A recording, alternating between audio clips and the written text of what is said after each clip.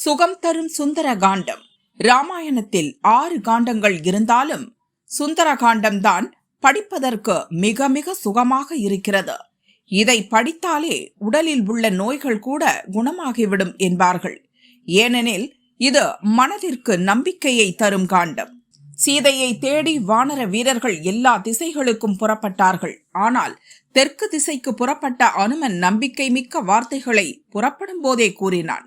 நான் ராவண மகாராஜாவின் இலங்கை தேசத்துக்கு செல்வேன். அங்கே சீதா தேவியை காணாவிட்டால் தேவலோகத்திற்கே போய்விடுவேன். அங்கும் அவள் இல்லை என்றால் ராவணனை சிரமமே படாமல் கட்டி இழுத்து கொண்டு வருவேன்.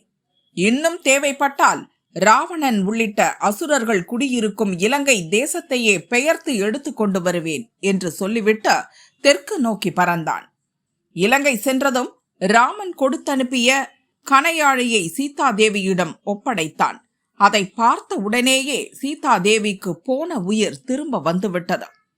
மிகவும் கஷ்டமான சூழ்நிலையில் இருப்பவர்கள் இதனால் தான் சுந்தரகாண்டத்தை வாசிக்க வேண்டும். இது மனதிற்கு நம்பிக்கையை தரும். நம்பிக்கை உடலுக்கு சுகத்தை தரும். வெற்றி வாய்ப்பை அதிகரிக்கும். ஹனுமனின் பிறந்த நாளான இன்று சுந்தரகாண்டத்தை சுவைக்க தயாராகுவோம்.